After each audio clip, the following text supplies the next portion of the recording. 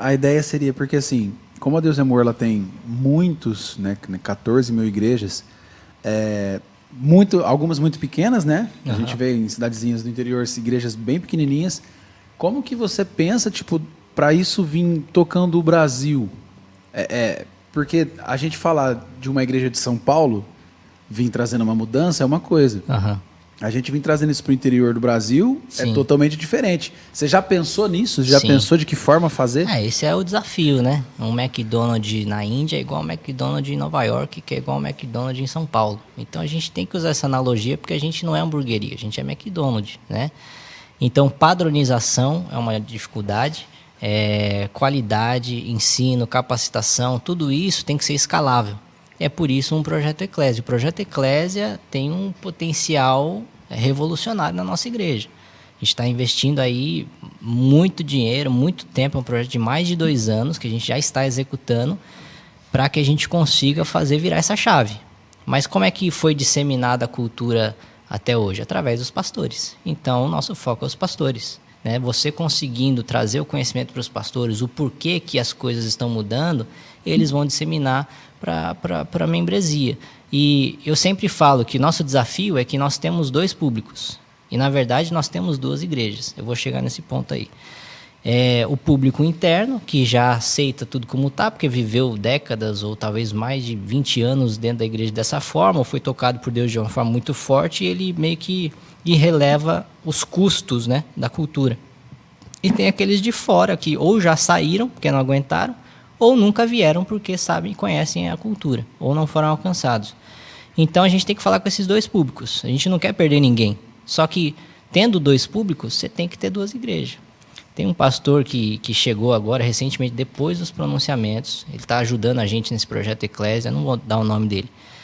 Mas, assim, com muita sabedoria e muito respeito, ele chegou e falou, olha, eu já participei de muitas transições de igreja, de muitas transições de gerações, e no dia que vocês entenderem que uniformidade não é equivalente à unidade, vocês vão fazer a curva. Em que sentido? É que a gente tem na nossa cabeça que toda organização, o CNPJ, a placa, tem que ser uma única igreja, mas em transição você vai ter 2, não tem como não ter. Porque uma vai atender melhor o de fora, o outro vai entender o melhor de dentro. E o momento que vocês entenderem que mesmo, apesar das diversidades de pensamentos, de costumes, de linguagem, de tudo isso, se vocês se manterem unidos, vocês vão prevalecer. Isso aí não é novo, Jesus já falou isso, né? Um reino dividido não subsiste. E, cara, essa palavra foi muito forte, muito de Deus, e é nisso que eu tô crendo, cara. Tô orando a Deus, porque, assim, tudo que está no meu alcance eu já fiz.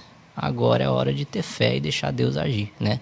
Eu sempre falo que o negócio é tão louco que só pode ser de Deus, e é tão grande que a gente vai sempre depender de um milagre. Assim como a igreja chegou onde chegou por um milagre, ela vai ser revolucionada por um milagre de Deus. Muito bom, cara. Essa batalha geracional, ela é bíblica, né, cara? A gente vê biblicamente o reino dos céus sendo como um senhor que contrata trabalhadores para trabalhar em sua seara e combina com eles um denário, um dia de salário. Então eles começam a trabalhar. Essa é a primeira geração. 9 da manhã ele encontra uma outra turma e fala, vão trabalhar e eu vou pagar para vocês o que for justo. Ao meio-dia ele sai e chama outros também para trabalhar. Às 3 da tarde ele faz a mesma coisa, só que às 5 da tarde, faltando um horário para o fim do expediente, ele levanta também trabalhadores. Ele diz que ele encontra jovens desocupados numa praça. Ele pergunta, por que vocês estão desocupados? Eles falam, porque ninguém nos ativou antes. Ele fala assim, então vão trabalhar para mim e eu vou pagar o que for justo.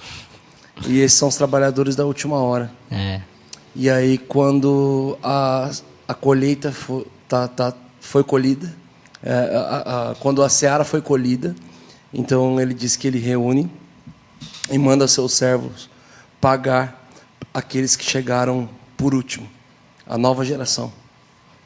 Os trabalhadores da primeira hora ficaram de olho, porque eles começaram há muito tempo. Esse aqui está falando de tudo que... Profético. Muito. E daqui a pouco, a hora que ele chega para dar a recompensa, ele vai e paga para aqueles que não fizeram nem calo na mão ainda. Pagou 1 hora de salário. Pagou 1 dia de salário. Pagou 1 denário. E a Bíblia diz que aqueles que começaram muito antes, os trabalhadores lá da primeira hora, que começaram às 6 horas da manhã, eles olharam e começaram a especular uns com os outros. Não, armou. Se a molecada que chegou agora está ganhando o que foi prometido como recompensa para a gente, quando chegou a nossa vez, estourou. E a hora que chega a vez deles, 1 denário. 1 dia de salário. E aí começa uma discussão por causa de injustiça. Mas qual é o parâmetro de justiça aqui? Pô, a gente está aqui há muito tempo. A gente está fazendo isso aqui há muito tempo.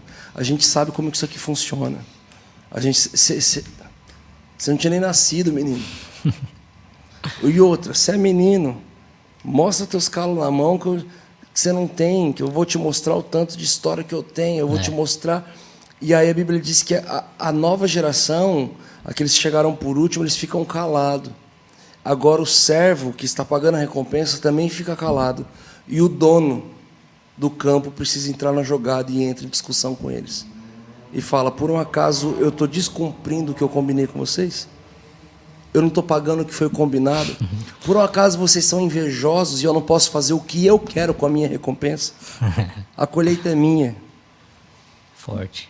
E a nova geração, ela fica calada, porque, cara, o modelo de Deus é esse. Toda vez que ele resolve fazer uma coisa nova, é muito louco, a gente não consegue entender que Pedro, quando ele vira para Jesus, fala, Jesus, estão cobrando imposto do templo da gente. Jesus fala assim, Pedro, então vai pescar. Primeiro ele fala, você acha justo isso aí, Pedro?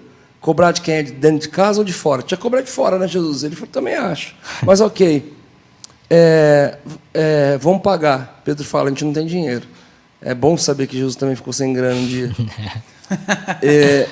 E ele fala, Pedro, então vai pescar e da boca do peixe você vai pegar 2 moedas. E você vai pagar o imposto por mim e por você. Mas tinha os outros 11 discípulos. Por que ele falou que ia pagar o imposto só dele e de Pedro? Porque lá em Êxodo fala que o imposto só poderia ser cobrado dos homens com idade de guerra, de 19 anos para cima. A partir dos 20 anos. Ou seja, os outros 11 discípulos tinham de 19 anos para baixo, cara. Ou seja, sempre que o céu resolve tocar a terra, ele vai recrutar trabalhadores da última hora. Sempre que o céu tocar a terra, ele vai querer levantar uma nova geração, que ainda não tem toda a experiência, mas que vai dar uma resposta ao céu e ser uma resposta aqui na terra. E a gente vê essa batalha de geração perdurando e perdurando e perdurando. Porque, cara, um dia eu perguntei para o Senhor assim, Deus, qual que é o si do avivamento? O que falta para o avivamento acontecer? Qual que é a condição para esse avivamento tão prometido, tão falado, há muito tempo acontecer no nosso meio? E o Senhor falou comigo, olha, me fez ver a arca da aliança, a glória de Deus fluindo do propiciatório da arca, joelhos de anjos encostados aqui e asas cruzando em cima, que a arca da aliança tinha uns anjos esculpidos. E desse meio, que é o propiciatório, fluía a glória de Deus. O Senhor falou assim, olha, com os joelhos de vocês se unirem para um propósito eterno, essa glória vai fluir. Uau. Eu falei, Deus, então se avivamento é unidade? O Senhor falou, Eu falei, já era. aí complicou, Acabou. né? Unidade, então já era. Porque a nossa mentalidade de unidade é que a gente tem que andar junto e fazer junto. Só que se a gente for na nossa visão de unidade, o meu pé tem que estar grudado na minha mão. Só que se o pé que estiver grudado na tua mão, você nem anda e nem come. Unidade não é estar junto dessa forma que a gente pensa. Unidade e uniformidade são coisas diferentes. Exato. Ou seja, nós estamos cooperando para o mesmo propósito, só cada um na sua função, sendo ativo também do seu jeito. E a coisa mais incrível é que, depois disso que o Senhor falou que era sobre unidade, ele começou a me mostrar só guerras geracionais. O Senhor começou a mostrar ali, com a armadura de Saul, uma nova geração sendo levantada através de Davi, mas que não tinha liberdade para funcionar do teu jeito, que tinha uma estrutura, tinha uma forma pronta. E aí, se você pode funcionar, só que na nossa forma, no nosso jeito e não do teu. Sim. E ele até tenta e não consegue. Ele fala, eu não consigo. Exato. E aí ele ganha autoridade para fazer do jeito dele. Mas... Não, e eu fui assim, à medida que você vai fazendo o ministério, eu busquei com todas as minhas forças fazer da forma mais branda e respeitosa possível. Agora, o meu perfil como pessoa, eu sou ex-atleta, mano. Eu sou um cara faca na caveira, eu vou pra cima, eu sou do mercado financeiro, de exatas, sabe?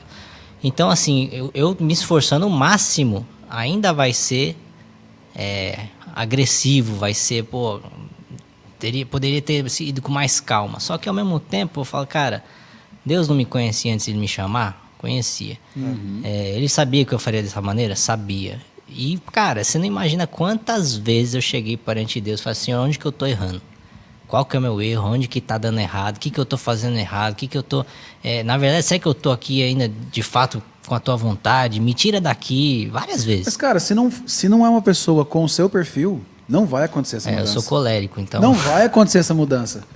Uma pessoa muito... Tá bom. Não, e assim, embates, você não imagina quantos, né, cara? Ainda mais na igreja desse tamanho, você não imagina quanto de conflito nos bastidores que o público nem fica sabendo. Mas tem demais. Só que eu coloco minha esperança em Deus de verdade, porque tem algumas coisas que Deus ele nos dá para que você possa racionalizar um pouco daquilo que às vezes nem é tão racional assim, né? Muito mais espiritual. Teve uma vez que eu estava em cima do prédio administrativo ali, tem um heliponto, que nunca foi usado pouquíssimas vezes.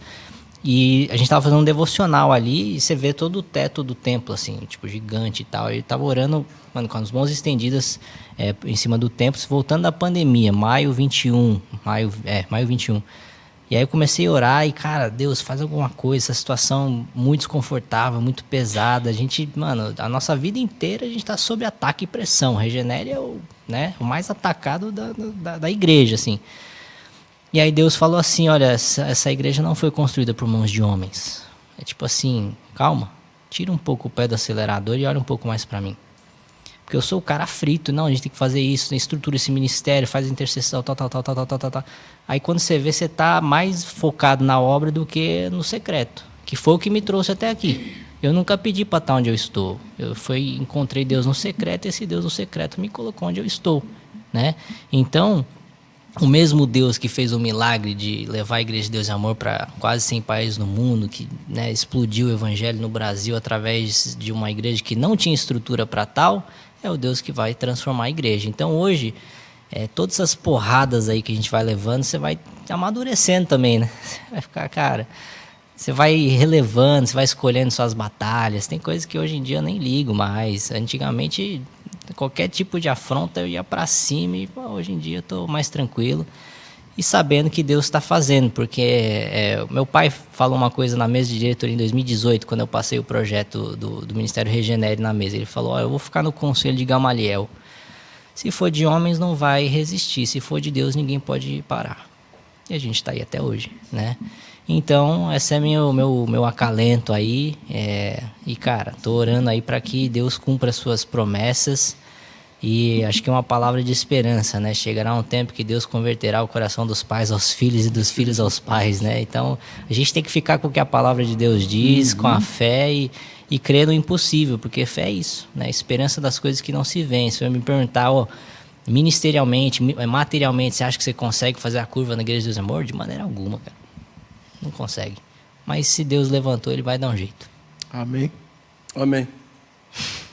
É isso. É isso aí. É isso. Cara, esse episódio me trouxe uma felicidade de verdade. Amém, mano. De ver isso tudo acontecendo. É muito legal, cara. É muito legal ver um novo tempo em todas as esferas. Nossa, em todas as esferas da igreja no Brasil. Isso é muito legal. Eu conheço muita igreja e sempre fico olhando para as outras igrejas o que está acontecendo. E, assim, sinceramente, eu não vejo em nenhuma outra igreja o que está acontecendo na nossa. Eu não vejo, assim, questão de desafio, de pressão, mas, assim, o potencial que isso pode gerar é gigante, assim. A gente pode ter muito mais relevância que já tivemos como igreja no século passado, sem brincadeira, assim. Você vê hoje igrejas muito relevantes fazendo excelentes trabalhos. Por exemplo, lá na conferência lá do Dunamis, eu vi o trabalho que os caras estão fazendo ali do Marajó lá, cara, que coisa incrível e tal. Cara, a gente já tem uma fundação que faz assistência social com potencial de fazer aquilo vezes 10. E, mano, glória a Deus por isso. Só que, infelizmente, o pessoal perdeu o fio da meada, talvez, né? Mas eu creio que Deus tem um propósito para todas as coisas e quem sabe não foi para um tempo como esse, né? Que Amém. a gente foi levantado. Com certeza. Essa é a minha oração. Amém, cara. Que Jesus te dê cada vez mais resiliência, foco, que a sua missão é muito hard. Eu já te falei. Sabedoria, muita Eu sabedoria. já te falei isso lá em Jerusalém. Sim, Duro caminho tens pela frente, mancebo. não, é pesadíssimo, né? Então a gente tem que pegar os momentos bons e, cara, tô desfrutando agora da minha Cara, filha. É tão que incrível legal. porque em Lucas 12, 11, 54, fala assim: vocês sabem olhar para o céu e ver que vai fazer chuva. Sabem olhar para o céu e ver que vai soprar um vento norte, vai fazer calor. Mas vocês não conseguem discernir uma estação espiritual. É. Hipócritas. Jesus falando. Uhum. Ele fala que aquele que consegue discernir estações de trópicos terrenos, mas não consegue discernir mudanças de estações espirituais, é um hipócrita, é um falso, é um mascarado, é um ator, é um atuante. E o incrível é que cada estação, ele está nos ensinando a discernir estações que estão mudando, estações espirituais. Só que toda estação, ela reflete um tipo de postura de vestimenta e de alimento. Você no verão não vai estar querendo tomar sopa quente em Mauá e com roupa de inverno. Mas você também no inverno vai querer ficar andando de regata e tomando sorvete. E lá na praia de Tel Aviv? Aí. O Brunão quis me derrubar ali. O Brunão quis me Muito derrubar bom, ali. jamais. Você que venceu todo mundo ali Você vê, cara.